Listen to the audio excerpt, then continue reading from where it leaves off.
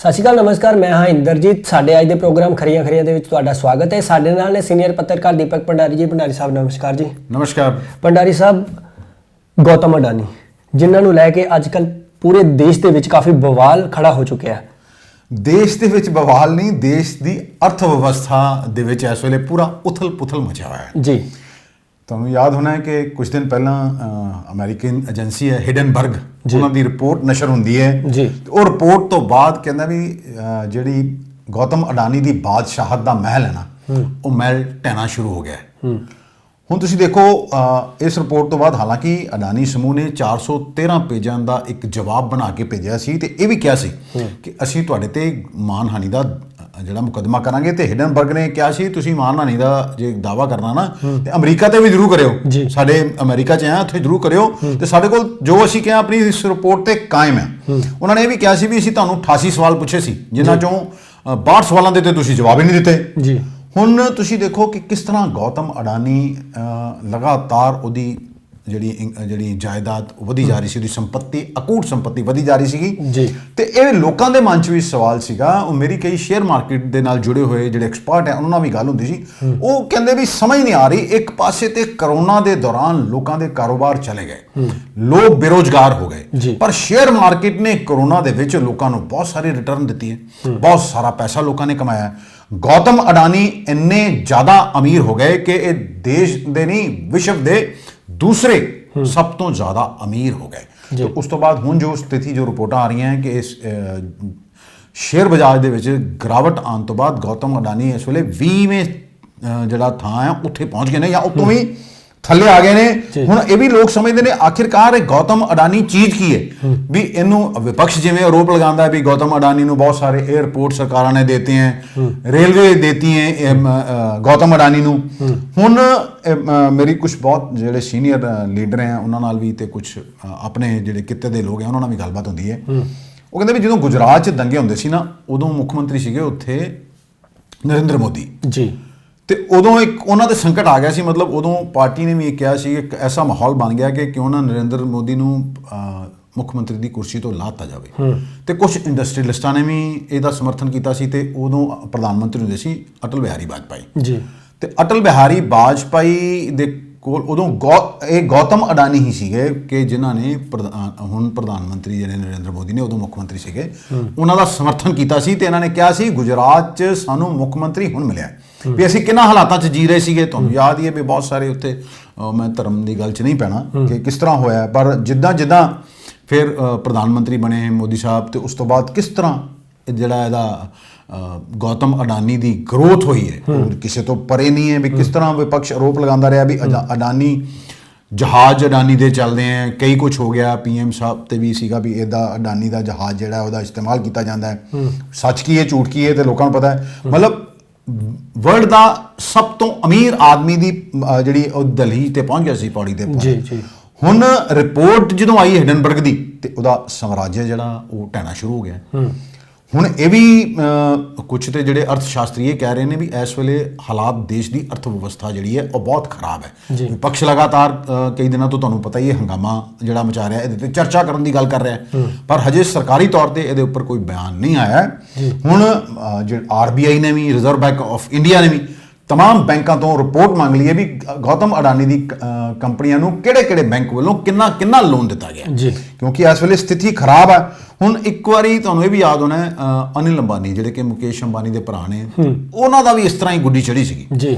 ਉਹ ਵੀ ਬਹੁਤ ਅਮੀਰਾਂ ਦੀ ਸੂਚੀ 'ਚ ਉਹਨਾਂ ਦਾ ਨਾਂ ਆ ਗਿਆ ਸੀਗਾ, ਪਰ ਕਿਸ ਤਰ੍ਹਾਂ ਬਾਅਦ 'ਚੋਂ ਆਉਂਦੇ ਮੂੰਹ ਡਿੱਗੇ। ਇਸ ਵੇਲੇ ਉਹ ਬਲੈਕ ਲਿਸਟ ਹੋਏ ਪਏ ਨੇ, ਕਈ ਕੰਪਨੀਆਂ ਦੇ ਕਰਜ਼ ਜਿਹੜੇ ਉਹਨਾਂ ਨੇ ਕਰਜ਼ ਉਹਨਾਂ ਦੇ ਸਿਰ ਤੇ ਨੇ।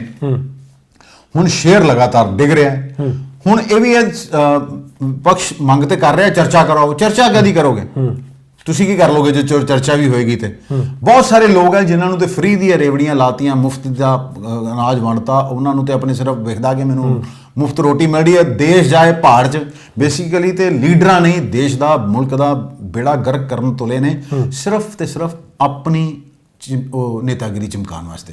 ਅਸੀਂ ਪਹਿਲੇ ਵੀ ਬਹੁਤ ਸਾਰੇ ਆਪਣੇ ਪ੍ਰੋਗਰਾਮਾਂ 'ਚ ਕਿਹਾ ਕਿ ਮੁਫਤ ਦਾ ਕੁਝ ਨਹੀਂ ਹੋਣਾ ਚਾਹੀਦਾ, ਮੁਫਤ ਸਭ ਕੁਝ ਮਿਲੇਗਾ ਤੇ ਇੱਕ ਤਾਂ ਹੱਡਾਂ 'ਚ ਹਰਾਮ ਬਹਿ ਜਾਂਦਾ ਤੇ ਕੰਮ ਕਿਉਂ ਕਰਨਗੇ, ਤੇ ਦੇਸ਼ ਜਿਹੜਾ ਉਹ ਗਰਤ ਚਲਾ ਜਾਏਗਾ। ਲੋਕਾਂ ਨੂੰ ਐਜੂਕੇਟ ਕਰੋ, ਉਹਨਾਂ ਨੂੰ ਚੰਗੀਆਂ ਸਿਹਤ ਸੁਵਿਧਾਵਾਂ ਦਿਓ। ਸੜਕਾਂ ਪੁਲ ਤੁਹਾਡੇ ਕੋਲ ਬੰਦੇ ਨਹੀਂ, ਪ੍ਰਾਈਵੇਟ ਪਬਲਿਕ ਪਾਰਟਨਰਸ਼ਿਪ ਦੇ ਨਾਲ ਸੜਕਾਂ ਤੁਸੀਂ ਬਣਾ ਰਹੇ ਹੋ, ਹਾਈਵੇ ਜਿੰਨੇ ਬਣਾ ਰਹੇ ਹੋ, ਟੋਲ ਲੋਕ ਲੈਂਦੇ, ਟੋਲਾਂ ਦੇ ਨਾਂ ਤੇ ਲੋਕਾਂ ਨੂੰ ਲੁੱਟਿਆ ਜਾ ਰਿਹਾ ਵੀ ਤੁਸੀਂ ਤੇ ਜਿਹੜਾ ਮਰਜ਼ੀ ਟੈਕਸ ਲਾਈ ਜਾਓ। ਹੁਣ ਕਈ ਬੈਂਕਾਂ ਦੀ ਹਾਲਤ ਵੀ ਖਤਰੇ 'ਚ ਪੈ ਗਈ ਹੈ। ਹੁਣ ਇਹ ਵੀ ਕਿਹਾ ਜਾ ਰਿਹਾ ਕਿ LIC ਦਾ ਵੀ ਬਹੁਤ ਸਾਰਾ ਜਿਹੜਾ ਪੈਸਾ ਉਹ ਅਡਾਨੀ ਦੀ ਕੰਪਨੀਆਂ 'ਚ ਲੱਗਿਆ ਹੋਇਆ।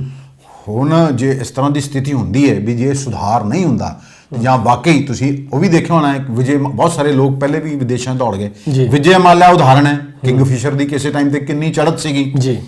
ਉਹ ਸਭ ਤੋਂ ਅਗਲੀ ਲਾਈਨ 'ਚ ਜਾ ਕੇ ਬੰਦਾ ਉਹ ਮੈਚ ਜਿੱਥੇ ਵੀ ਹੁੰਦਾ ਹੋਵੇ, ਤੁਹਾਨੂੰ ਪਤਾ ਜੀ ਲੰਡਨ 'ਚ ਹੈ, UK 'ਚ ਹੈ, ਸਰਕਾਰਾਂ ਦੇ ਕਿਹਾ ਤੇ ਬਹੁਤ ਹੈ ਵੀ ਪਹਿਲੀਆਂ ਸਰਕਾਰਾਂ ਨੇ ਲੋਨ ਦਿੱਤਾ, ਕਿਸੇ ਨੇ ਵੀ ਸਰਕਾਰਾਂ ਨੇ ਲੋਨ ਦਿੱਤਾ ਹੋਵੇ, ਪਰ ਆਮ ਬੰਦੇ ਨੇ ਤਾਂ ਕੁਝ ਨਹੀਂ ਲੈਣਾ।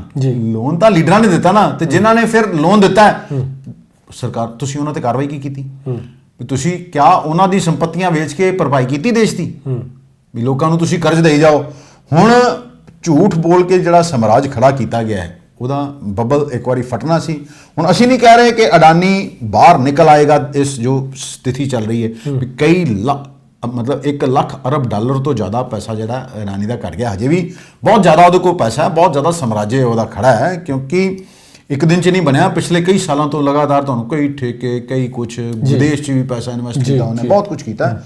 ਪਰ ਹੁਣ ਸਰਕਾਰ ਜਿਹੜੀ ਇਸ ਵੇਲੇ ਫਸੀ ਕਿਤੇ ਨਾ ਕਿਤੇ ਨਜ਼ਰ ਆ ਰਹੀ ਹੈ, ਕਿਉਂਕਿ ਦੇਸ਼ ਦੀ ਜਨਤਾ, ਅੱਗੇ ਵੀ ਤੁਹਾਨੂੰ ਯਾਦ ਹੋਣਾ ਇੱਕ ਵਾਰੀ ਪੈਸਾ ਉਦੋਂ ਸਰਕਾਰ ਸੀ ਸ਼ਾਇਦ ਮਨਮੋਹਨ ਸਿੰਘ ਦੀ, UTI 'ਚ ਲੋਕਾਂ ਦਾ ਪੈਸਾ ਲੱਗਿਆ ਸੀਗਾ।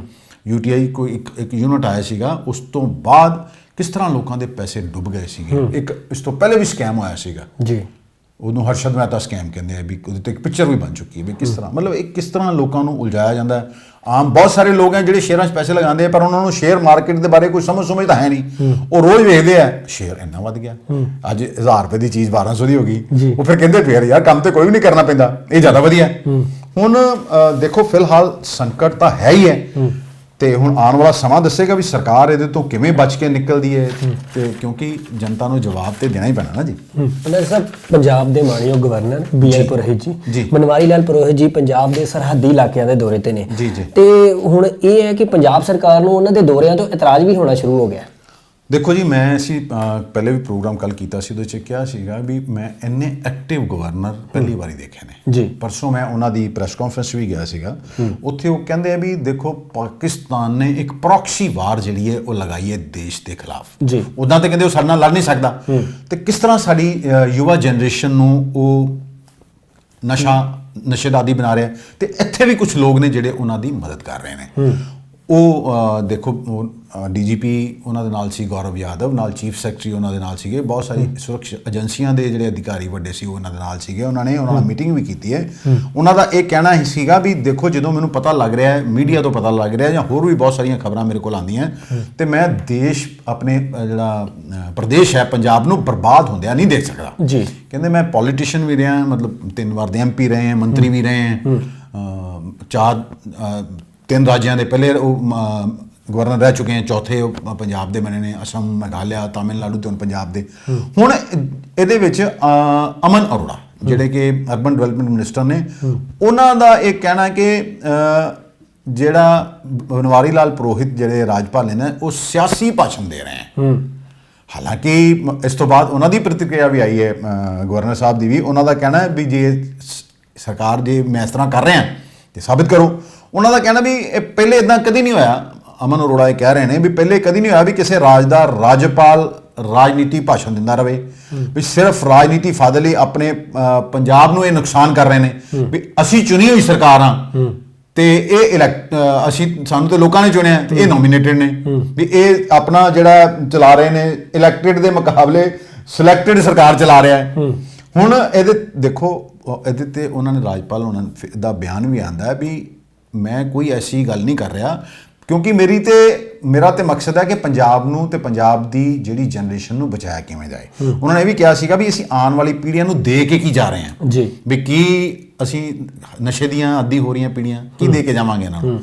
ਤੇ ਉਹ ਇਸ ਕਰਕੇ ਹੁਣ ਇਹਦੇ ਤੇ ਦੇਖੋ ਅੱਜ ਅਸ਼ਵਨੀ ਸ਼ਰਮਾ ਨੇ ਕਿਹਾ ਵੀ ਜੇ ਗਵਰਨਰ ਸਾਹਿਬ ਕਹਿ ਰਹੇ ਹਨ ਕਿਉਂਕਿ BJP ਦੇ ਨੇ ਉਹ ਅਸ਼ਵਨੀ ਸ਼ਰਮਾ ਉਹਨਾਂ ਨੇ ਸਮਰਥਨ ਕਰਨਾ ਹੀ ਹੈ।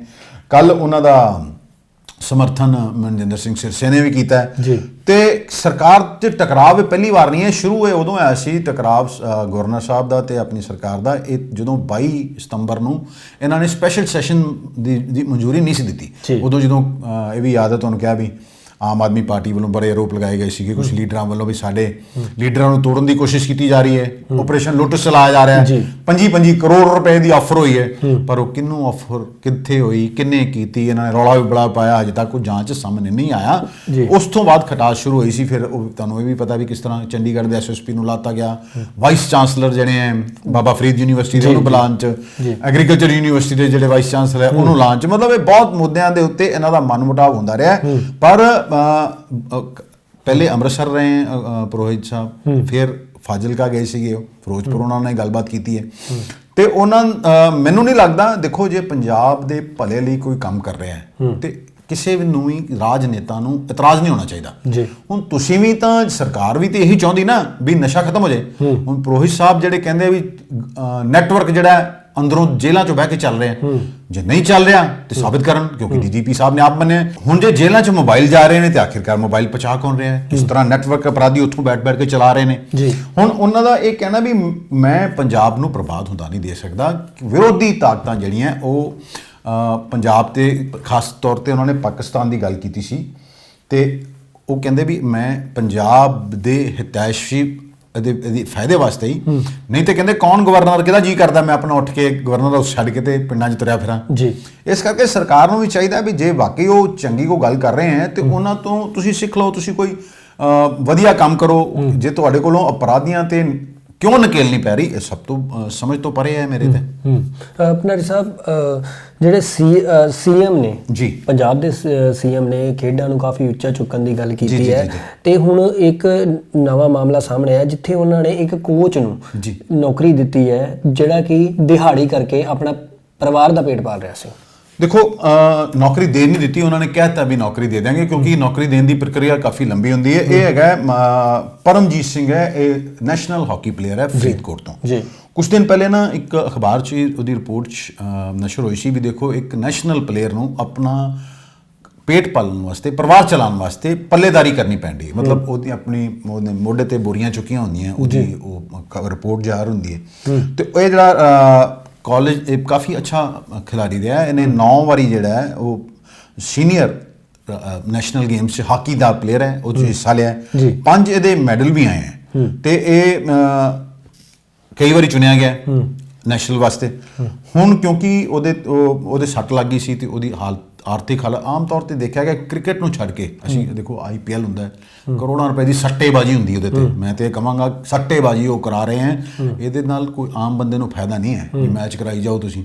ਹੁਣ IPL ਇਹਦੇ ਤੇ ਹਾਕੀ ਤੇ ਸੱਟਾ ਸੁੱਟਾ ਤੇ ਲੱਗਦਾ ਨਹੀਂ ਤੇ ਇਹਨਾਂ ਇਹ ਜਿਹੜੇ ਹਾਕੀ ਖੇਡਦੇ ਨੇ ਉਹਨਾਂ ਦੀ ਕੁਝ ਨੂੰ ਛੱਡ ਕੇ ਬਾਕੀਆਂ ਦੀ ਸਥਿਤੀ ਦਇਨੀय। ਮੈਂ ਇੱਥੇ ਬਹੁਤ ਸਾਰੇ 올림픽ਸ ਨੂੰ ਜਾਣਦਾ ਵੀ ਉਹ ਵਿਚਾਰੇ ਇਕੱਲੇ ਹੀ ਜਾਂਦੇ ਹੁੰਦੇ ਆ ਵੀ ਕੋਈ ਇੱਥੇ ਵਿਰਾਟ ਕੋਹਲੀ ਆ ਜਾਵੇ ਜਾਂ ਇੱਥੇ ਧੋਨੀ ਆ ਜਾਵੇ ਜਾਂ ਸਚਿਨ ਤੰਦੁਲਕਰ ਆ ਜਾਵੇ ਨਾ, ਉਹਦੇ ਫੈਨਸ ਅੱਗੇ ਪਿੱਛੇ ਤੁਰੇ ਫਿਰਦੇ ਆ। ਇਹ ਵੀ ਦੇਸ਼ ਲਈ ਖੇਡੇ ਆ, ਇਹਨਾਂ ਨੂੰ ਵੀ ਓਨਾ ਹੀ ਮਾਨ ਸਨਮਾਨ ਮਿਲਣਾ ਚਾਹੀਦਾ। ਇਸ ਕਰਕੇ ਅਸੀਂ ਭਗਵੰਤ ਮਾਨ ਜਿਹੜੇ ਕਿ ਮੁੱਖ ਮੰਤਰੀ ਨੇ ਪੰਜਾਬ ਦੇ, ਉਹਨਾਂ ਦੀ ਤਾਰੀਫ ਕਰਦੇ ਆ। ਉਹਨਾਂ ਨੇ ਉਹਨੂੰ ਬੁਲਾਇਆ ਕੱਲ ਤੇ ਉਹਦੇ ਨਾਲ ਗੱਲਬਾਤ ਕੀਤੀ ਹੈ ਤੇ ਫਿਰ ਆਪਣੇ ਉਹਨਾਂ ਨੇ ਇਸ ਚੀਜ਼ ਨੂੰ ਟਵਿੱਟਰ ਤੇ ਵੀ ਪਾਇਆ। ਉਹਨਾਂ ਨੂੰ ਕਹਿ ਦਿੱਤਾ ਵੀ ਤੈਨੂੰ ਅਸੀਂ ਐਜ਼ ਏ ਕੋਚ ਭਰਤੀ ਕਰਾਂਗੇ ਤਾਂ ਕਿ ਸਕੂਲਾਂ ਦੇ ਬੱਚਿਆਂ ਨੂੰ ਤੁਸੀਂ ਟ੍ਰੇਨਿੰਗ ਦਿਓ ਤੇ ਫਿਕਰ ਨਾ ਕਰਿਓ, ਪਰ ਜਿੰਨਾ ਸਮਾਂ ਲੱਗੂਗਾ ਥੋੜਾ ਤੁਹਾਨੂੰ ਨੌਕਰੀ ਦਿੰਦੇ ਆ। ਤੇ ਇੱਕ ਵਧੀਆ ਕੰਮ ਕੀਤਾ ਮਾਨ ਸਾਹਿਬ ਨੇ। ਦੇਖੋ ਨਾ, ਲੋਕਾਂ ਦੀ ਗੱਲ ਹੈ, ਇੱਕ ਸੰਦੇਸ਼ ਚੰਗਾ ਜਾਂਦਾ ਹੈ ਤੇ ਸਾਨੂੰ ਇਹ ਵੀ ਹੈ ਵੀ ਸੋਸ਼ਲ ਮੀਡੀਆ ਤੋਂ ਵੈਸੇ ਵੀ ਐਕਟਿਵ ਹੋਣਾ ਚਾਹੀਦਾ ਮਾਨ ਸਾਹਿਬ ਨੂੰ, ਕਿਉਂਕਿ ਬਹੁਤ ਸਾਰੀਆਂ ਚੀਜ਼ਾਂ ਜਿਹੜੀਆਂ ਕਿ ਸੋਸ਼ਲ ਮੀਡੀਆ ਤੇ ਚੱਲਦੀਆਂ ਉਹਦਾ ਧਿਆਨ ਨਹੀਂ ਹੁੰਦਾ। ਜਿਵੇਂ ਕਿ ਅਸੀਂ ਕਈ ਵਾਰੀ ਇਲੀਗਲ ਕਲੋਨੀਆਂ ਦੀ ਗੱਲ ਕੀਤੀ ਹੈ ਵੀ ਕਿਸ ਤਰ੍ਹਾਂ ਇਹ ਅਧਿਕਾਰੀ ਖਾਸ ਤੌਰ ਤੇ MTP ਡਿਪਾਰਟਮੈਂਟ ਕਿੱਦਾਂ ਕਰਵਾਈ ਜਾਂਦਾ ਹੈ, ਕਾਰਪੋਰੇਸ਼ਨ ਹੈ, ਇੰਪਰੂਵਮੈਂਟ ਟਰਸਟ ਹੈ, ਆਪਣੇ ਪੈਸੇ ਕਮਾਈ ਜਾਂਦੇ ਆ, ਪੰਜਾਬੀ ਤੇ ਆਪਣੀ ਕੰਘੀ ਵਾਈ ਜਾਂਦੇ ਆ। ਤੇ ਇਸ ਕਰਕੇ ਸਰਕਾਰ ਨੂੰ ਇੱਧਰ ਵੀ ਸਖਤ ਹੋਣਾ ਚਾਹੀਦਾ। ਡਾਕਟਰ ਸਾਹਿਬ, ਜਲੰਧਰ ਦੇ ਪੁਲਿਸ ਕਮਿਸ਼ਨਰ ਉਹਨਾਂ ਦੇ ਖਿਲਾਫ CBI ਨੇ ਜਾਂਚ ਸ਼ੁਰੂ ਕਰਤੀ ਹੈ। ਦੇਖੋ ਇੱਕ ਵਾਰੀ ਫਿਰ ਇੱਥੇ ਕਵਾਂਗੇ ਇਹ ਟਕਰਾਅ ਫਿਰ ਸਰਕਾਰ, ਰਾਜ ਸਰਕਾਰ ਦਾ ਤੇ ਮਾਨਯੋਗ ਪੰਜਾਬ ਦੇ ਗਵਰਨਰ ਉਹ ਸਾਹਮਣੇ ਆ ਰਿਹਾ, ਕਿਉਂਕਿ ਕੁਲਦੀਪ ਸਿੰਘ ਚਾਹਲ ਤੁਹਾਨੂੰ ਵੀ ਯਾਦ ਹੋਣਾ ਵੀ ਚੰਡੀਗੜ੍ਹ ਦੇ ਐਸਐਸਪੀ ਸੀਗੇ ਜੀ। ਉਦੋਂ ਗਵਰਨਰ ਸਾਹਿਬ ਨੇ, ਇਹਨਾਂ ਦਾ ਜੇ ਟਾਈਮ ਪੂਰਾ ਨਹੀਂ ਸੀ ਹੋਇਆ, ਪਰ ਐਸਐਸਪੀ ਦੇ ਪਦ ਤੋਂ ਇਹਨਾਂ ਨੂੰ ਫਰਕ ਕਰਤਾ ਸੀ। ਬੜਾ ਬਵਾਲ ਹੀ ਮਚਿਆ ਸੀ। ਮੁੱਖ ਮੰਤਰੀ ਭਗਵੰਤ ਮਾਨ ਉਹਨਾਂ ਨੇ ਵੀ ਕਿਹਾ ਸੀਗਾ ਵੀ ਗਵਰਨਰ ਸਾਹਿਬ ਜਿਹੜੇ ਆ ਠੀਕ ਨਹੀਂ ਕਰ ਰਹੇ ਹੈ, ਕਿਉਂਕਿ ਐਸਐਸਪੀ ਜਿਹੜਾ ਹੈ ਚੰਡੀਗੜ੍ਹ ਦਾ ਉਹ ਸਾਡਾ ਹੀ ਬੰਦਾ ਹੋਣਾ ਚਾਹੀਦਾ ਹੈ, ਸਾਨੂੰ ਸੂਚਿਤ ਨਹੀਂ ਕੀਤਾ ਗਿਆ। ਜਦ ਕਿ ਉਸ ਤੋਂ ਬਾਅਦ ਉਹਨਾਂ ਨੇ ਕਹਿ ਦਿੱਤਾ ਸੀਗਾ ਕਿ ਮੈਂ ਤਾਂ ਇਹ ਜਾਣਕਾਰੀ ਲਾਉਣ ਤੋਂ ਪਹਿਲੇ ਤੁਹਾਡੇ ਚੀਫ ਸੈਕਟਰੀ ਨੂੰ ਦੇ ਦਿੱਤੀ ਸੀ ਤੇ ਨਾਲ ਹੀ ਕਹਿਤਾ ਸੀ ਪੈਨਲ ਮੰਗਿਆ ਸੀਗਾ ਵੀ ਮੈਨੂੰ ਨਾਮ ਭੇਜੋ ਕਿਹੜਾ ਬੰਦਾ ਲਾਇਆ ਜਾਏ। ਹੁਣ ਇਹ ਸੀਬੀਆਈ ਨੇ ਇੱਕ ਰਿਪੋਰਟ ਆ ਰਹੀ ਹੈ ਕਿ ਇਹਨਾਂ ਦੇ ਖਿਲਾਫ ਜਿਹੜੀ ਹੈ ਜਾਂਚ ਕੁਲਦੀਪ ਸਿੰਘ ਚਾਹਲ ਦੇ ਖਿਲਾਫ ਸ਼ੁਰੂ ਕਰ ਦਿੱਤੀ ਹੈ। ਇਹ 2009 ਬੈਚ ਦੇ ਅਧਿਕਾਰੀ ਨੇ ਤੇ 29 ਸਤੰਬਰ ਨੂੰ ਇਹਨਾਂ ਨੇ ਚੰਡੀਗੜ੍ਹ ਦਾ ਜਿਹੜਾ ਸੀਗਾ ਆਪਣਾ 2020 ਚ ਐਸਐਸਪੀ ਦਾ ਸੰਭਾਲਿਆ ਸੀਗਾ ਆਪਣਾ ਨਾਮ। ਹਾਂਜੀ, ਇਹਨਾਂ ਨੂੰ ਮਤਲਬ ਇਹਨਾਂ ਤੇ ਉੱਪਰ ਆਰੋਪ ਨੇ ਕਈ, ਇਹਨਾਂ ਨੇ ਐਸਐਸਪੀ ਰਹਿੰਦੇ ਆਇਆ ਕੁਝ ਆਪਣੇ ਪਦ ਦਾ ਦੁਰਉਪਯੋਗ ਕੀਤਾ, ਰਿਸ਼ਵਤ ਜਿਹੜੀ ਹੈ ਉਹਦੀ ਵੀ ਗੱਲ ਹੋ ਰਹੀ ਹੈ। ਹੁਣ ਜੇ ਅਸੀਂ ਜਿਹੜੇ ਸਾਡੇ ਕੋਲ ਜਿਹੜੀ ਜਾਣਕਾਰੀ ਹੈ ਉਹ ਸੀਬੀਆਈ ਨੇ ਜਿਹੜੀ ਜਾਂਚ ਸ਼ੁਰੂ ਕੀਤੀ ਹੈ ਨਾ ਜੀ, ਉਹ ਚੰਡੀਗੜ੍ਹ ਦੇ ਪ੍ਰਸ਼ਾਸਕ ਜਿਹੜੇ ਕਿ ਪੰਜਾਬ ਦੇ ਗਵਰਨਰ ਨੇ ਆਪਣੇ ਬਨਵਾਰੀ ਲਾਲ ਪੁਰੋਹਿਤ, ਉਹਨਾਂ ਦੇ ਕਹਿਣ ਤੇ ਸ਼ੁਰੂ ਕੀਤੀ। ਹਾਲਾਂਕਿ ਉਹ ਚਿੱਠੀ ਸਾਹਮਣੇ ਨਹੀਂ ਆਈ ਹੈ। ਤੁਹਾਨੂੰ ਇਹ ਵੀ ਯਾਦ ਹੋਣਾ ਹੈ ਕਿ ਦਿੱਲੀ ਦੇ ਵਿੱਚ ਸਰਕਾਰ ਦਾ ਤੇ ਗਵਰਨਰ ਲੋਕਪਾਲ ਜਿਹੜੇ ਉੱਥੇ ਆਪਸ 'ਚ ਟਕਰਾਵ ਹੈ, ਉਹ ਲਗਾਉਣ ਵਾਸਤੇ, ਹੋਰਡਿੰਗ ਲਗਾਉਣ ਵਾਸਤੇ ਕਿਸ ਤਰ੍ਹਾਂ ਚੱਲੀ ਸੀ ਤੇ ਉਹਨਾਂ ਨੇ ਕਿਹਾ ਵੀ ਪੈਸੇ ਜਮ੍ਹਾਂ ਕਰਾਓ, ਆਮ ਤੁਸੀਂ ਇਹਦੇ ਸਰਕਾਰੀ ਕੋਈ ਵਿਗਿਆਪਨ ਨਹੀਂ ਦਿੱਤਾ, ਆਪਣੀ ਤੁਸੀਂ ਉਹ ਕੀਤੀ ਹੈ। ਹੁਣ ਲੱਗਦਾ ਹੈ ਕਿ ਆਉਣ ਵਾਲੇ ਸਮੇਂ 'ਚ ਕੁਲਦੀਪ ਚਾਹਲ ਦੀਆਂ ਮੁਸ਼ਕਲਾਂ ਵਧਣਗੀਆਂ। ਹਾਲਾਂਕਿ ਉਹਨਾਂ ਨਾਲ ਜਦੋਂ ਗੱਲਬਾਤ ਕੀਤੀ ਗਈ ਤੇ ਉਹਨਾਂ ਦਾ ਕਹਿਣਾ ਵੀ ਮੇਰੇ ਕੋਲ ਇਹਦੇ ਬਾਰੇ ਕੋਈ ਸਪਸ਼ਟ ਨਹੀਂ ਹੈ, ਕੋਈ ਸੀਬੀਆਈ ਦੀ ਜਾਂਚ ਸ਼ੁਰੂ ਹੋਈ ਹੈ ਜਾਂ ਨਹੀਂ ਹੋਈ ਹੈ। ਪਰ ਦੇਖੋ ਜੇ ਗਵਰਨਰ ਚਿੱਠੀ ਲਿਖ ਰਹੇ ਹੈ ਸੀਬੀਆਈ ਨੂੰ ਤੇ ਉਸ ਤੇ ਜਾਂਚ ਸ਼ੁਰੂ ਹੋ ਰਹੀ ਹੈ ਤੇ ਇਹ ਬੜਾ ਵੱਡਾ ਇੱਕ ਸਵਾਲ ਹੈ। ਪਰ ਇੱਥੇ ਇਹ ਵੀ ਸਵਾਲ ਆਉਂਦਾ ਹੈ ਕਿ ਤੁਸੀਂ ਦੇਖੋ ਨਾ, ਵਿਜੀਲੈਂਸ ਤੇ ਪਹਿਲੇ ਵੀ ਬਹੁਤ ਸਾਰੇ ਇਸ ਤਰ੍ਹਾਂ ਸੀਬੀਆਈ ਨੇ ਮਾਮਲੇ ਜਿਹੜੇ ਜਾਂਚਾਂ ਵੀ ਕੀਤੀਆਂ, ਮਾਮਲੇ ਦਰਜ ਵੀ ਕੀਤੇ, ਪਰ ਇਹਨਾਂ ਦਾ ਅਲਟੀਮੇਟਲੀ ਨਿਕਲਦਾ ਕੁਝ ਨਹੀਂ ਹੈ ਤੇ ਫਿਰ ਮਾਮਲਾ ਠੰਡੇ ਬਸਤੇ ਚਲਾ ਜਾਂਦਾ ਹੈ। ਹੁਣ ਦੇਖੋ ਇਹਨਾਂ ਦੇ 'ਚ ਕੀ ਨਿਕਲਦਾ ਇਹਦੇ ਵਿੱਚ। ਤੇ ਤੁਹਾਨੂੰ ਇਹ ਵੀ ਯਾਦ ਹੋਣਾ ਜਦੋਂ ਇਹਨਾਂ ਨੇ 26 ਜਨਵਰੀ ਨੂੰ ਉੱਥੇ ਆਉਣਾ ਸੀਗਾ ਗਵਰਨਰ ਸਾਹਿਬ ਨੇ ਜਲੰਧਰ ਝੰਡਾ ਚੜ੍ਹਾਉਣ ਤੇ ਇਹ ਛੁੱਟੀ ਲੈ ਗਏ ਸੀਗੇ।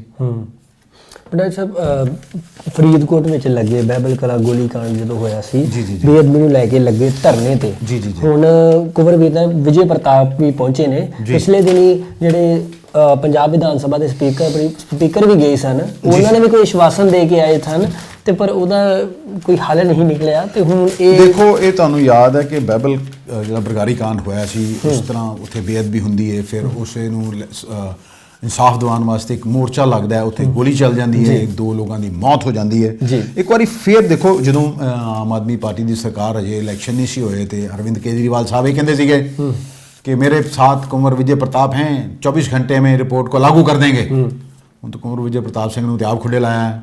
ਹੁਣ ਕੱਲ ਕੁੰਵਰ ਵਿਜੇ ਪ੍ਰਤਾਪ ਪਹੁੰਚ ਜਾਂਦੇ ਨੇ, ਉੱਥੇ ਧਰਨਾ ਲੱਗਿਆ ਉਹਨਾਂ 'ਚ ਪਹੁੰਚ ਜਾਂਦੇ ਨੇ ਤੇ ਉਹਨਾਂ ਨੇ ਬੜੇ ਸਵਾਲ ਜਿਹੜੇ ਚੁੱਕੇ ਉਹ ਕਹਿੰਦੇ ਮੈਂ ਤੇ 14 ਅਕਤੂਬਰ ਨੂੰ ਹੀ ਕਹਿਤਾ ਸੀਗਾ ਵੀ ਕੈਪਟਨ ਅਮਰਿੰਦਰ ਸਿੰਘ ਨੇ ਜਿਹੜੀ ਸਿੱਟ ਬਣਾਈ ਸੀ ਨਾ, ਉਦੋਂ ਤੋਂ ਇਨਸਾਫ ਦੀ ਉਮੀਦ ਨਹੀਂ ਕੀਤੀ ਜਾ ਸਕਦੀ ਜੀ। ਹੁਣ ਦੇਖੋ ਨਾ ਜੀ, ਕੁੰਵਰ ਵਿਜੇ ਪ੍ਰਤਾਪ ਨੇ ਇੱਕ ਵਾਰੀ ਫਿਰ ਸਰਕਾਰ ਨੂੰ ਜਿਹੜਾ ਮੁਸ਼ਕਿਲ 'ਚ ਤੇ ਪਾਤਾ ਹੈ। ਤੇ ਪਹਿਲੇ ਵੀ ਤੁਹਾਨੂੰ ਪਤਾ ਹੀ ਹੈ ਕਿ ਉਹਨਾਂ ਨੇ ਆਪਣੇ ਚੇਅਰਮੈਨ ਤੋਂ ਅਸਤੀਫਾ ਦਿੱਤਾ ਸੀਗਾ। ਉਹ ਕਹਿੰਦੇ ਵੀ ਤੂੰ ਕੰਮ ਹੀ ਨਹੀਂ ਕਰਨ ਦੇਣਾ ਮੈਨੂੰ ਤੇ ਮੈਂ ਕੀ ਕਰਾਂ। ਹੁਣ ਇਹਦੇ ਤੇ ਸਿਆਸਤ ਹੋ ਰਹੀ ਹੈ। ਬਹਿਬਲ ਕਲਾਂ ਕਾਂਡ ਦੇ ਤੇ ਸਾਰਾ ਬੇਅਦਬੀ ਕਾਂਡ ਦੇ ਉੱਪਰ ਜਿਹੜਾ ਵੀ ਹੋਇਆ 7 ਸਾਲ ਪਹਿਲੇ ਘਟਨਾ ਹੁੰਦੀ ਹੈ। 2 ਸਰਕਾਰਾਂ ਬਦਲ ਗਈਆਂ। ਅਕਾਲੀ ਸਰਕਾਰ ਚਲੀ ਗਈ, 2015 ਦਾ ਮਾਮਲਾ ਹੈ। ਕੈਪਟਨ ਅਮਰਿੰਦਰ ਸਿੰਘ ਦੀ ਸਰਕਾਰ ਚਲੀ ਗਈ, 10 ਮਹੀਨੇ ਭਗਵੰਤ ਮਾਨ ਦੀ ਸਰਕਾਰ ਨੂੰ ਵਿੱਚ ਹੋ ਗਏ। ਆਖਿਰਕਾਰ ਉਹ ਕੌਣ ਲੋਕ ਨੇ ਜਿਨ੍ਹਾਂ ਨੇ ਸ਼੍ਰੀ ਗੁਰੂ ਗ੍ਰੰਥ ਸਾਹਿਬ ਦੀ ਬੇਅਦਬੀ ਕਰਾਈ? ਉਹ ਕੌਣ ਲੋਕ ਨੇ ਜਿਨ੍ਹਾਂ ਨੇ ਸ਼੍ਰੀ ਗੁਰੂ ਗ੍ਰੰਥ ਸਾਹਿਬ ਦੇ ਅੰਗ ਪਾੜੇ? ਉਹ ਕੌਣ ਲੋਕ ਨੇ ਜਿਨ੍ਹਾਂ ਨੇ ਫਿਰ ਗੋਲੀ ਚਲਾਈ? ਸ਼ਾਂਤੀਪੂਰਵਕ ਜਿਹੜਾ ਧਰਨਾ ਦੇ ਰਹੇ ਹੈ ਉਹਨਾਂ ਲੋਕਾਂ ਨੂੰ ਦੇ ਉੱਪਰ ਗੋਲੀ ਚਲਾ ਕੇ 2 ਨਿਰਦੋਸ਼ਾਂ ਨੂੰ ਮਾਰ ਦਿੱਤਾ ਗਿਆ ਤੇ ਹੁਣ ਲੋਕ ਆਪਣਾ ਹੱਕ ਵੀ ਨਾ ਮੰਗਣ। ਇਹ ਬੜੀ ਵੱਡੀ ਗੱਲ ਹੈ ਵੀ ਆਖਿਰਕਾਰ ਇਹ ਮਤਲਬ ਸਰਕਾਰਾਂ ਚਾਹੁੰਦੀਆਂ ਕਿ ਵੀ ਲੋਕ ਇੱਦਾਂ ਹੀ ਚੱਲਦਾ ਰਹੇ, ਵੀ ਲੋਕ ਧਰਨਿਆਂ ਤੇ ਬੈਠੇ ਰਹਿਣ, ਵੀ ਲੋਕੀ ਕੰਮਕਾਰ ਕਰਨ ਕਿ ਧਰਨਿਆਂ। ਪਰ ਹੁਣ ਇਹ ਬੇਅਦਬੀ ਦਾ ਮਾਮਲਾ ਲੋਕਾਂ ਦੀਆਂ ਭਾਵਨਾਵਾਂ ਨਾਲ ਜੁੜਿਆ ਹੋਇਆ ਹੈ। ਤੁਸੀਂ ਦੇਖੋ ਨਾ ਕਿਸ ਤਰ੍ਹਾਂ ਡੇਰਾਵਾਦ ਦਾ ਵੀ ਰੌਲਾ ਬੜਾ ਪਿਆ ਤੇ ਹੁਣ ਦੇਖੋ ਇਹ ਕੁੰਵਰ ਵਿਜੇ ਪ੍ਰਤਾਪ ਨੇ ਫਿਲਹਾਲ ਤੇ ਸਰਕਾਰ ਨੂੰ ਮੁਸ਼ਕਿਲ 'ਚ ਪਾਤਾ ਹੈ। ਉਹਨਾਂ ਦਾ ਕਹਿਣਾ ਹੈ ਵੀ ਕਿਸੇ ਕੋਲ 10 ਗ੍ਰਾਮ ਦੀ ਪੁੜੀ ਫੜੀ ਜਾਂਦੀ ਹੈ ਨਾ, ਜਾਂ ਛੋਟੇ ਕੇਸ ਹੁੰਦੇ ਨਾ ਕਿਸੇ ਤੇ ਉਹਨਾਂ ਨੂੰ ਤੇ ਸਰਕਾਰ ਅੰਦਰ ਦੇ ਦਿੰਦੀ ਹੈ। ਪਰ ਆਹ ਜਿਹੜਾ ਐਡਾ ਵੱਡਾ ਮਾਮਲਾ ਹੈ ਉਹਦੇ ਤੇ ਸਰਕਾਰ ਕੁਝ ਨਹੀਂ ਕਰ ਰਹੀ। 5 ਨੂੰ ਹੁਣ ਚੱਕਾ ਜਾਮ ਕਰਨ ਦੀ ਵੀ ਗੱਲ ਕੀਤੀ ਹੈ ਤੇ ਉਹਨਾਂ ਕੁੰਵਰ ਸਾਹਿਬ ਨੇ ਕਹਿਤਾ ਵੀ ਮੈਂ ਇਹਨਾਂ ਦੇ ਨਾਲ ਹਾਂ, ਕਿਉਂਕਿ ਇਹ ਸੱਚ ਦੀ ਲੜਾਈ ਲੜ ਰਹੇ ਨੇ ਤੇ ਇਨਸਾਫ ਲਈ ਜਿਹੜਾ ਸੰਘਰਸ਼ ਕਰ ਰਹੇ ਨੇ। ਬੰਡਾਰਾ ਸਾਹਿਬ, ਦਿੱਲੀ ਦੇ ਜਿਹੜਾ ਐਕਸਾਈਜ਼ ਘੁਟਾਲਾ ਹੈ ਹੀ, ਉਹਦੇ ਵਿੱਚ ਈਡੀ ਵੱਲੋਂ ਇੱਕ ਚਾਰਜਸ਼ੀਟ ਦਾਖਲ ਕੀਤੀ ਗਈ ਹੈ। ਚਾਰਜਸ਼ੀਟ ਦੇ ਵਿੱਚ ਜਿਹੜੇ ਦਿੱਲੀ ਦੇ ਮੁੱਖ ਮੰਤਰੀ ਅਰਵਿੰਦ ਕੇਜਰੀਵਾਲ, ਉਹਦਾ ਵੀ ਜ਼ਿਕਰ ਹੋਇਆ, ਉਹਨਾਂ ਦਾ ਵੀ ਜ਼ਿਕਰ ਕੀਤਾ ਗਿਆ ਵਿੱਚ। ਹਾਂ ਦੇਖੋ, ਇਹ ਪਹਿਲੀ ਵਾਰੀ ਹੋਇਆ ਕਿ ਈਡੀ ਨੇ ਚਾਰਜ ਸ਼ੀਟ ਦਾਖਲ ਕੀਤੀ ਤੇ ਉਹਨਾਂ ਦਾ ਅਰਵਿੰਦ ਕੇਜਰੀਵਾਲ ਜਿਹੜੇ ਦਿੱਲੀ ਦੇ ਮੁੱਖ ਮੰਤਰੀ ਨੇ, ਉਹਨਾਂ ਦਾ ਜਿਹੜਾ ਨਾਂ ਸਾਹਮਣੇ ਆਇਆ। ਤੇ ਇਹ ਕਿਹਾ ਗਿਆ ਹੈ ਕਿ ਇਹ ਜਿਹੜਾ ਘੁਟਾਲਾ ਹੋਇਆ ਹੈ ਐਕਸਾਈਜ਼ ਘੁਟਾਲਾ, ਤੁਹਾਨੂੰ ਪਤਾ ਵੀ ਬਵਾਲ ਮਚਿਆ ਸੀ, ਮਨੀਸ਼ ਸਿਸੋਦੀਆ ਦਾ ਨਾਂ ਆਇਆ ਸੀ, 15 ਲੋਕਾਂ ਦੇ ਨਾਂ ਦੇ ਖਿਲਾਫ ਹੋਰ FIR ਦਰਜ ਹੋਈ ਸੀਗੀ। ਮਨੀਸ਼ ਸਿਸੋਦੀਆ ਦੇ ਘਰ ਤੇ ਰੇਡ ਵੱਜੀ ਸੀ, ਲੋਕਰ ਖੰਗਾਲੇ ਗਏ ਸੀ। ਹਾਲਾਂਕਿ CBI ਨੂੰ ਮਿਲਿਆ ਕੁਛ ਨਹੀਂ ਸੀ ਤੇ ਅਰਵਿੰਦ ਕੇਜਰੀਵਾਲ ਉਹਨਾਂ ਨੇ, सिसोदिया साहब ने भी कहा ही हम ईमानदार सरकार हैं, ईमानदार लोग हैं, ਤੁਹਾਨੂੰ ਕੁਛ ਹਮਾਰੇ ਸੇ ਕੁਛ ਮਿਲੇਗਾ ਨਹੀਂ ਆਪਕੋ। ਹੁਣ ਕਿਉਂਕਿ ਅਰਵਿੰਦ ਕੇਜਰੀਵਾਲ, ਸਭ ਨੂੰ ਪਤਾ ਹੈ ਕਿ ਅਰਵਿੰਦ ਕੇਜਰੀਵਾਲ ਇੱਕ ਸ਼ਾਇਦ ਐਸੇ ਪਹਿਲੇ ਮੁੱਖ ਮੰਤਰੀ ਹੋਣੇ ਦੇਸ਼ ਦੇ ਜਿਨ੍ਹਾਂ ਦੇ ਕੋਲ ਕੋਈ ਵਿਭਾਗ ਨਹੀਂ ਹੈ ਜੀ। ਉਹ ਸਿਰਫ ਕੇਵਲ ਰਾਜਨੀਤੀ ਕਰਦੇ ਆ ਜੀ, ਉਹਨਾਂ ਨੇ ਕੋਈ ਆਪਣੇ ਕੋਲ ਹਰਾਪਨ ਨਹੀਂ ਰੱਖਿਆ ਹੋਇਆ। ਉਹ ਸਿਰਫ ਆਦੇਸ਼ ਜਾਰੀ ਕਰਦੇ ਆ ਤੇ ਪਾਵਰਾਂ ਡੈਲੀਬਰੇਟ ਕੀਤੀਆਂ ਥੱਲੇ, ਜਿਵੇਂ ਇੱਥੇ ਆਪਣੇ ਹਰ ਮੁੱਖ ਮੰਤਰੀ ਕੋਲ ਬਹੁਤ ਸਾਰੇ ਵਿਭਾਗ ਹੁੰਦੇ ਨੇ। ਤੇ ਇਹ ਕੀ ਪਹਿਲੀ ਵਾਰੀ ਇਹਨਾਂ ਦਾ ਨਾਂ ਸਾਹਮਣੇ ਆਇਆ ਤੇ ਕਿਹਾ ਗਿਆ ਵੀ ਇਹ ਜਿਹੜਾ ਪੈਸਾ 100 ਕਰੋੜ ਰੁਪਏ ਦੀ ਰਿਸ਼ਵਤ ਦੀ ਗੱਲ ਹੋਈ ਸੀ ਤੇ ਪੈਸਾ ਗੁਜਰਾਤ ਦੇ ਜਿਹੜੇ ਗੋਆ ਵਿਧਾਨ ਸਭਾ ਦੇ ਜਿਹੜੇ ਚੁਣਾਵ ਹੋਏ ਨਾ, ਉਹਦੇ ਵਿੱਚ ਇਹ ਪੈਸਾ ਜਿਹੜਾ ਉਹ ਖਰਚ ਕੀਤਾ ਗਿਆ। ਹੁਣ ਸੱਚ ਕੀ ਹੈ ਝੂਠ ਕੀ ਹੈ ਤੇ ਜਾਂਚ ਤੋਂ ਪਤਾ ਲੱਗਿਆ। ਹਾਲਾਂਕਿ ਇਸ ਚਾਰਜ ਸ਼ੀਟ ਤੋਂ ਬਾਅਦ ਜਿਹੜਾ ਉਹ ਅਰਵਿੰਦ ਕੇਜਰੀਵਾਲ ਦਾ ਬਿਆਨ ਵੀ ਸਾਹਮਣੇ ਆਇਆ। ਉਹ ਕਹਿੰਦੇ ਇਹਦੇ 'ਚ ਕੋਈ ਸੱਚਾਈ ਨਹੀਂ ਹੈ, ਇਹ ਤਾਂ ਇੱਕ ਕਹਾਣੀ ਹੈ ਜੀ, ਫਿਲਮੀ ਮਤਲਬ ਜਿਵੇਂ ਹੁੰਦੀਆਂ ਨਾ ਕਹਾਣੀਆਂ, ਉੱਦਾਂ ਵੀ ਇਹਦਾ ਕੋਈ ਅਸਲੀਅਤ ਨਾਲ ਦਾ ਕੋਈ ਸਰੋਕਾਰ ਨਹੀਂ ਹੈ। ਵੀ ਚਾਰਜ ਸ਼ੀਟ ਸਰਕਾਰਾਂ ਬਣਾਉਣ ਤੇ ਗਿਰਾਉਣ ਲਈ ਦਾਖਲ ਕੀਤੀਆਂ ਜਾਂਦੀਆਂ। ਇਹ ਕੇਂਦਰ ਦਾ ਰਾਜਨੀਤਿਕ ਹਥਿਆਰ ਆ। ਦਿੱਲੀ ਦੇ ਸਰਕਾਰ ਦੇ ਜੁੜੇ ਮਾਮਲਿਆਂ ਤੇ ਪਹਿਲਾਂ ਵੀ ਸਰਕਾਰ ਨੂੰ ਕੁਝ ਨਹੀਂ ਹੱਥ ਲੱਗਿਆ ਤੇ ਹੁਣ ਵੀ ਕੁਝ ਹੱਥ ਨਹੀਂ ਲੱਗਣਾ। ਹੁਣ ਜਿਹੜੇ ਆਰੋਪ ਇਹ ਨੇ ਈਡੀ ਨੇ ਜੋ ਕਿਹਾ ਵੀ ਆਰੋਪਿਤ ਹੈ ਕਿ ਸਮੀਰ ਮਹਿੰਦਰੂ, ਉਹਨੇ ਫੇਸ ਟਾਈਮ ਤੇ ਵੀਡੀਓ ਕਾਲ ਕਰਕੇ ਮੁੱਖ ਮੰਤਰੀ ਅਰਵਿੰਦ ਕੇਜਰੀਵਾਲ ਨਾਲ ਗੱਲ ਹੋਣ ਦੀ ਜਿਹੜੀ ਉਹ ਗੱਲਬਾਤ ਕੀਤੀ ਹੈ ਤੇ ਕਿਹਾ ਡਿਪਟੀ CM ਮਨੀਸ਼ ਸਿਸੋਦੀਆ ਦੇ ਜਿਹੜੇ ਸੈਕਟਰੀ ਸੀਗੇ ਅਰਵਿੰਦ, ਉਹਨਾਂ ਨੇ ਮੁੱਖ ਮੰਤਰੀ ਦੇ ਘਰ 'ਚ ਐਕਸਾਈਜ਼ ਨੀਤੀ ਨੂੰ ਲੈ ਕੇ ਚਰਚਾ ਕੀਤੀ ਸੀ ਤੇ ਅਚਾਨਕ ਉਹਨਾਂ ਨੂੰ ਬੁਲਾਇਆ ਸੀਗਾ ਤੇ ਉਹ ਮੀਟਿੰਗ ਬੁਲਾਈ ਸੀ ਤੇ ਉੱਥੇ ਸਤਿੰਦਰ ਜੈਨ ਦੀ ਮੌਜੂਦਗੀ ਦੀ ਵੀ ਗੱਲ ਉੱਥੇ ਉਹਨਾਂ ਨੇ ਕੀਤੀ ਹੈ। ਹੁਣ ਈਡੀ ਨੇ ਆਪਣੀ ਚਾਰਜ ਸ਼ੀਟ 'ਚ ਦੀ ਰਕਮ ਗੋਆ ਦੇ ਵਿਧਾਨ ਸਭਾ ਚੁਣਾਵ ਦੇ ਵਿੱਚ ਇਸਤੇਮਾਲ ਹੋਣ ਦਾ ਆਰੋਪ ਲਾਤਾ ਹੈ। ਇਹਦੀ ਪੁਸ਼ਟੀ ਲਈ ਉਹਨਾਂ ਨੇ ਕਈ ਗਵਾਹਾਂ ਦਾ ਉਹਨਾਂ ਦਾ ਬਿਆਨ ਵੀ ਨਾਲ ਜੋੜਿਆ। ਹੁਣ ਇਹ ਆਉਣ ਵਾਲਾ ਸਮਾਂ ਕੀ ਕਹੇਗਾ ਕੀ ਨਹੀਂ ਹੋਏਗਾ, ਇਹ ਤਾਂ ਟਾਈਮ ਹੀ ਦੱਸੂਗਾ। ਪਰ ਇਹ ਤੇ ਦੇਖੋ ਸੱਚ ਹੈ, ਹਮੇਸ਼ਾ ਹੀ ਜਦੋਂ ਕੋਈ ਵੀ ਰਾਜਨੇਤਾ ਫੜਿਆ ਜਾਂਦਾ, ਉਹਦਾ ਸਭ ਤੋਂ ਪਹਿਲਾਂ ਇਹ ਕਹਿਣਾ ਹੁੰਦਾ ਹੈ ਆਪਣੀ ਸਫਾਈ 'ਚ, ਮੇਰੇ ਖਿਲਾਫ ਰਾਜਨੀਤੀ ਵਿਰੋਧੀਆਂ ਦੀ ਸਾਜ਼ਿਸ਼ ਹੈ ਜੀ। ਤੁਸੀਂ ਦੇਖੋ ਪੰਜਾਬ 'ਚ ਬਹੁਤ ਸਾਰੇ ਲੋਕ ਫੜੇ ਜਾਂਦੇ ਆ, ਹਮੇਸ਼ਾ ਕਹਿੰਦੇ ਇਹ ਸਾਡੇ ਖਿਲਾਫ ਰਾਜਨੀਤਿਕ ਵੈਂਡੇਟਾ, ਪੋਲੀਟੀਕਲ ਵੈਂਡੇਟਾ। ਪਰ ਤੁਹਾਨੂੰ ਯਾਦ ਹੋਣਾ ਵੀ ਕਿਸ ਤਰ੍ਹਾਂ ਇੱਕ ਵਾਰੀ ਉੱਥੋਂ ਦਿੱਲੀੋਂ ਰਜੇਸ਼ ਬੱਗੇ ਨੂੰ ਫੜ ਲਿਆ ਸੀਗਾ ਜੀ। ਕਿਸ ਤਰ੍ਹਾਂ ਅਲਕਾ ਲਾਂਬਾ ਤੇ ਮਾਮਲਾ ਦਰਜ ਕਰਤਾ ਸੀਗਾ, ਕਿਸ ਤਰ੍ਹਾਂ ਕੁਮਾਰ ਵਿਸ਼ਵਾਸ ਤੇ ਮਾਮਲਾ ਦਰਜ ਕਰਤਾ ਸੀਗਾ ਤੇ ਬਾਅਦ 'ਚੋਂ ਹਾਈ ਕੋਰਟ ਨੇ ਉਹਨਾਂ ਨੂੰ ਰਾਹਤ ਦਿੱਤੀ ਸੀ। ਮਤਲਬ ਪੋਲੀਟੀਕਲ ਵੈਂਡੇਟਾ, ਜਿੱਥੇ ਜਿੱਥੇ ਕਿਸੇ ਦਾ ਜ਼ੋਰ ਚੱਲਦਾ ਹੈ ਉਹ ਜ਼ੋਰ ਆਪਣਾ ਲਾਂਦਾ ਹੈ। ਪਰ ਹੁਣ ਇਹ ਵੀ ਸੱਚ ਹੈ ਕਿ ਵਿਜੀਲੈਂਸ ਤੇ ਈਡੀ ਲੋਕਾਂ ਨੂੰ ਫੜਦੀ ਤੇ ਸੀ, CBI ਵੀ ਉਹਦੇ 'ਚ ਸ਼ਾਮਲ ਹੈ ਜਾਂ ਕੇਸ ਵੀ ਦਰਜ ਕਰਦੀ, ਪਰ ਵੱਡੇ ਕਿਸੇ ਬੰਦੇ ਨੂੰ ਸਜ਼ਾ ਕਦੀ ਹੋਈ? ਚੰਦ ਮਾਮਲੇ ਛੱਡਦੀ ਹੈ। ਦੇਖੋ, ਇੱਕ ਰਿਪੋਰਟ ਪੜ੍ਹੀ ਸੀ ਮੈਂ ਵੀ CBI ਕਿੰਨੇ ਕੇਸਾਂ ਦੀ ਜਾਂਚ ਕਰਦੀ ਹੈ। ਅੰਮ੍ਰਿਤਸਰ ਦੇ ਵਿੱਚ ਵੀ ਕਤਲ ਹੋਇਆ ਸੀਗਾ ਕਿਸੇ ਉਹਦਾ ਬੈਂਕ ਮੈਨੇਜਰ ਦਾ, ਨਰੇਸ਼ ਮਹਾਜਨ ਦਾ, ਬਹੁਤ ਲੰਬੇ ਸਾਲ ਉਹਦੀ ਵੀ ਜਾਂਚ ਹੋਈ। ਉਹਦਾ ਕੀ ਫਾਈਨਲ ਸਿੱਟਾ ਨਿਕਲਿਆ ਕੁਝ ਪਤਾ ਨਹੀਂ। ਮਤਲਬ ਉਹਦੇ ਤੇ ਬਹੁਤ ਸਾਰਾ ਪੈਸਾ ਖਰਚ ਹੁੰਦਾ ਹੈ ਤੇ ਨਿਕਲਦਾ ਕੁਝ ਨਹੀਂ। ਹੁਣ ਸਰਕਾਰਾਂ ਆਪਣੇ ਹਿਸਾਬ ਨਾਲ ਏਜੰਸੀਆਂ ਨੂੰ ਇਸਤੇਮਾਲ ਕਰਦੀਆਂ, ਇਹ ਵੀ ਆਰੋਪ ਲੱਗਦੇ ਆ। ਹੁਣ ਸੱਚਾਈ ਕਿੰਨੀ ਹੈ ਇਹ ਤਾਂ ਸਰਕਾਰਾਂ ਹੀ ਜਾਣਦੀਆਂ, ਉਹ ਨਾ ਦੇ ਹੀ ਸਰਕਾਰ 'ਚ ਆ। ਤੇ ਜਦੋਂ ਉਹ ਹੁੰਦੇ ਆ ਇੱਕ ਦੂਜੇ ਤੇ ਆਰੋਪ ਪ੍ਰਤਿਆਰੋਪ ਲੱਗਦੇ ਆ। ਹੁਣ ਅਰਵਿੰਦ ਕੇਜਰੀਵਾਲ ਦੀ ਵੈਸੇ ਤਾਂ ਸਾਫ਼ ਸੁਥਰੀ ਛਵੀ ਹੈ, ਉਹ ਜਿੱਥੇ ਜਾਂਦੇ ਆਪਣੇ ਆਪ ਨੂੰ ਕਹਿੰਦੇ ਕੱਟੜ ਇਮਾਨਦਾਰ ਦੀ ਗੱਲ ਕਰਦੇ ਆ, ਕੱਟੜ ਇਮਾਨਦਾਰ ਸਰਕਾਰ ਦੀ ਗੱਲ ਕਰਦੇ ਆ। ਹੁਣ ਜਦੋਂ ਕੁਝ ਦਿਨ ਪਹਿਲੇ ਅੰਮ੍ਰਿਤਸਰ ਵੀ ਆਏ ਸੀ 27 ਜਨਵਰੀ ਨੂੰ, ਉਦੋਂ ਵੀ ਉਹਨਾਂ ਨੇ ਕਿਹਾ ਸੀ ਵੀ ਹਮ स्कूल ऐसे बना देंगे, अस्पताल ऐसे बना देंगे आपने कभी देखे नहीं होंगे। भी इन्होंने तो कुछ नहीं किया, हमने देखिए 5 सालों में कितना सब बदलाव ला दिया। ये भी कहते होंगे अरविंद केजरीवाल साहब का एक बड़ा वाक्य है भी ये सब लोग मिलकर मुझे गालियां निकालते हैं जी। मुझे राजनीति नहीं आती, मैं तो स्कूल बना सकता हूं, मैं तो अस्पताल खोल सकता हूं, ये मेरे से करवा लो, मेरे से राजनीति नहीं होती है। ਰਾਜਨੀਤਿਕ ਤੇ ਤੁਸੀਂ ਹੈਗੇ ਹੋ, ਜੋ ਮਰਜ਼ੀ ਕਹੀ ਜਾਓ। ਤੁਸੀਂ ਉਹ ਸੀ ਪਹਿਲੇ ਇੱਕ ਵੈਗਨਾਰ 'ਚ ਜਾਂਦੇ ਸੀ, ਨੀਲੇ ਰੰਗ ਦੀ ਵੈਗਨਾਰ ਹੈ, ਮੈਨੂੰ ਅਜੇ ਵੀ ਯਾਦ ਹੈ ਤੁਹਾਡੇ ਕੋਲ। ਤੁਸੀਂ ਉਹ ਸੀਗੇ ਜਿਹੜੇ ਸੜਕ ਤੇ ਬਹਿ ਕੇ ਇੱਕ ਵਾਰੀ ਲੋਕਾਂ ਦੇ ਵਾਸਤੇ ਗੱਲ ਕੀਤੀ ਸੀ ਵੀ ਲੋਕ ਆਪਣੀਆਂ ਸਮੱਸਿਆਵਾਂ ਲੈ ਕੇ ਆਉਣ। ਮੁੜ ਕੇ ਤੁਸੀਂ ਕਿਸ ਤਰ੍ਹਾਂ ਸਭ ਤੋਂ ਜ਼ਿਆਦਾ ਸੁਰੱਖਿਆ ਤੁਸੀਂ ਲਈ, ਪੰਜਾਬ ਦੇ ਕੋਟੇ ਦੀ ਸੁਰੱਖਿਆ ਵੀ ਤੁਸੀਂ ਲੈ ਰਹੇ ਹੋ, ਗਨਮੈਨ ਦੀ ਤੁਸੀਂ ਸਭ ਤੋਂ ਜ਼ਿਆਦਾ ਤੁਹਾਡੇ ਕੋਲ ਗਨਮੈਨ ਹੈ।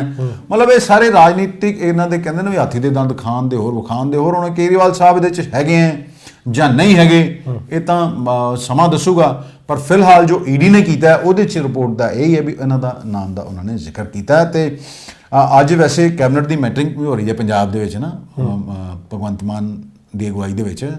ਤੇ ਤੁਹਾਨੂੰ ਵੀ ਯਾਦ ਹੋਣਾ ਵੀ ਨਵਜੋਤ ਸਿੰਘ ਸਿੱਧੂ ਦਾ ਬੜਾ ਰੌਲਾ ਪਿਆ ਸੀ 26 ਜਨਵਰੀ ਨੂੰ ਰਿਹਾਈ ਦੀ ਗੱਲ ਕੀਤੀ। ਉਹ ਤਾਂ ਹੋਏ ਨਹੀਂ, ਤੇ ਨਾਲ ਹੋਰ ਜਿਹੜੇ 51 ਹੋਣੇ ਰਿਹਾ ਹੋਣੇ ਸੀ ਉਹ ਵੀ ਨਹੀਂ ਕੀਤੇ। ਉਹ ਰੌਲਾ ਮਤਲਬ ਵੀ ਸਿੱਧੂ ਨੂੰ ਨਹੀਂ ਕਰਨਾ, ਨਾ ਕਰੋ, ਜਿਹੜੇ ਵਿਚਾਰੇ ਬਾਕੀ ਆ ਬਾਕੀਆਂ ਤੇ ਕੁਝ ਕਰ ਦਿਓ। ਹੁਣ ਅੱਜ ਉਸ ਫਾਈਲ ਤੇ ਚਰਚਾ ਹੁੰਦੀ ਹੈ ਜਾਂ ਨਹੀਂ ਹੁੰਦੀ, ਨਵਜੋਤ ਸਿੰਘ ਸਿੱਧੂ ਨੂੰ ਲੈ ਕੇ ਫਾਈਲ ਨੂੰ ਕਲੀਅਰੈਂਸ ਦੇ ਕੇ ਗਵਰਨਰ ਸਾਹਿਬ ਕੋਲ ਭੇਜਿਆ ਜਾਂਦਾ ਜਾਂ ਨਹੀਂ ਭੇਜਿਆ ਜਾਂਦਾ, ਇਹ ਤਾਂ ਹੁਣ ਸਮਾਂ ਦੱਸੂਗਾ। ਪਰ ਅੱਜ ਇੱਕ ਮਹਿੰਗਾਈ ਦੀ ਬਿਮਾਰ ਪੈ ਗਈ ਜੀ ਲੋਕਾਂ ਨੂੰ ਵੀ ਅੱਜ ਅਮੂਲ ਨੇ ਆਪਣਾ 3 ਰੁਪਏ ਕਿਲੋ ਦੁੱਧ ਵੀ ਮਹਿੰਗਾ ਕਰਤਾ ਜੀ। ਤੇ ਇੱਕ ਬੰਨੇ ਤੇ ਚੱਲ ਰਿਹਾ ਵੀ ਕਿਸ ਤਰ੍ਹਾਂ ਸ਼ੇਅਰ ਬਾਜ਼ਾਰ ਘਟਦੇ ਜਾ ਰਹੇ ਨੇ ਫਟਾਫਟ। ਅਡਾਨੀ ਸਾਹਿਬ ਦਾ ਆ ਰਿਹਾ ਵੀ ਉਹਨਾਂ ਦੀ ਨੈਟ ਵਰਥ ਕਿਸ ਤਰ੍ਹਾਂ ਘਟ ਗਈ ਹੈ ਵੀ ਪਿਛਲੀ 2000 ਫਰਵਰੀ 'ਚ ਉਹਨਾਂ ਦੀ ਕਰੀਬ $80 ਬਿਲੀਅਨ ਸੀ ਤੇ ਹੁਣ $61 ਬਿਲੀਅਨ ਹੈਗੀ ਹੈ। ਜਦੋਂ ਉਹ ਦੂਜੇ ਬਣ ਗਏ ਸੀ $150 ਤੱਕ ਬਿਲੀਅਨ ਤੱਕ ਪਹੁੰਚ ਗਏ ਸੀ। ਮਤਲਬ ਇਹ ਆਮ ਬੰਦਾ, ਤੇ ਮੈਂ ਪਹਿਲੇ ਵੀ ਕਹਿਣਾ ਵੀ ਆਮ ਬੰਦੇ ਨੂੰ ਕੀ ਮਿਲਦਾ, ਆਮ ਬੰਦੇ ਨੇ ਤੇ ਵਿਚਾਰੇ ਨੇ ਸਵੇਰੇ ਜਾਣਾ ਕੰਮ ਤੇ ਸ਼ਾਮੀ ਉਹਨੂੰ ਹੁੰਦਾ, ਕਈਆਂ ਨੂੰ ਹੁੰਦਾ ਵੀ ਮੇਰੀ ਦਿਹਾੜੀ ਲੱਗ ਜੂਗੀ ਅੱਜ। ਤੁਸੀਂ ਬਹੁਤ ਸਾਰੇ ਦੇਖ ਲਓ ਇੱਥੇ ਅੰਮ੍ਰਿਤਸਰ ਦੇ ਵਿੱਚ ਵੀ ਐਸੇ ਚੌਂਕ ਨੇ ਜਿੱਥੇ ਕਹਿੰਦੇ ਨੇ ਵੀ ਬੰਦਿਆਂ ਦੀ ਮੰਡੀ ਲੱਗਦੀ ਹੈ। ਬੰਦਿਆਂ ਦੀ ਮੰਡੀ ਤੋਂ ਮੇਰਾ ਭਾਵ ਉਹ ਸਵੇਰੇ ਵਿਚਾਰੇ 8 ਵਜੇ ਆ ਜਾਂਦੇ ਨੇ ਵੀ ਅੱਜ ਸ਼ਾਇਦ ਕੋਈ ਸਾਨੂੰ ਨੌਕਰੀ ਤੇ ਰੱਖ ਲੇ। ਤੇ ਬਹੁਤ ਵਾਰੀ ਦੇਖਿਆ ਗਿਆ ਉਹ 1 ਵਜੇ ਤੱਕ ਖੜੇ ਰਹਿੰਦੇ ਨੇ ਵੀ ਉਹ ਇਸ ਉਮੀਦ 'ਚ ਹੁੰਦੇ ਨੇ ਵੀ ਸ਼ਾਇਦ ਸਾਡੀ ਅੱਧੀ ਦਿਹਾੜੀ ਲੱਗ ਜਾਏ। ਵੀ ਆਹ ਤਾਂ ਸਾਡੇ ਮੁਲਕ ਦਾ ਹਾਲ ਆ। ਤੇ ਇੱਕ ਬੰਨੇ ਕਿਸ ਤਰ੍ਹਾਂ ਝਟਕਾ ਅਰਬਾਂ ਰੁਪਏ ਦਾ, ਖਰਬਾਂ ਰੁਪਏ ਦਾ ਲੱਗਦਾ ਹੈ, ਤੇ ਲੀਡਰਾਂ ਦੀਆਂ ਸੰਪਤੀਆਂ ਕਿਸ ਤਰ੍ਹਾਂ ਵਧੀ ਜਾਂਦੀਆਂ, ਬਿਊਰੋਕਰੇਟਸ ਦੀਆਂ ਕਿਸ ਤਰ੍ਹਾਂ ਵਧੀ ਜਾਂਦੀਆਂ, ਇਹ ਸਮਝ ਤੋਂ ਪਰੇ ਹੈ। ਇਹ ਤੇ ਰੱਬ ਹੀ ਰੱਖਾ ਹੈ। ਇਹ ਸਨ ਦੀਪਕ ਭੰਡਾਰੀ ਜਿਨ੍ਹਾਂ ਨਾਲ ਅਸੀਂ ਅੱਜ ਦੇ ਮੁੱਦਿਆਂ ਤੇ ਚਰਚਾ ਕੀਤੀ। ਇਸੇ ਤਰ੍ਹਾਂ ਦਾ ਪ੍ਰੋਗਰਾਮ ਲੈ ਕੇ ਇੱਕ ਵਾਰੀ ਫਿਰ ਤੋਂ ਤੁਹਾਡੇ ਰੂਬਰੂ ਆਵਾਂਗੇ। ਤਦ ਤੱਕ ਲਈ ਸਾਨੂੰ ਦਿਓ ਇਜਾਜ਼ਤ। ਸਤਿ ਸ਼੍ਰੀ ਅਕਾਲ, ਨਮਸਕਾਰ। ਨਮਸਕਾਰ, ਸਤਿ ਸ਼੍ਰੀ ਅਕਾਲ।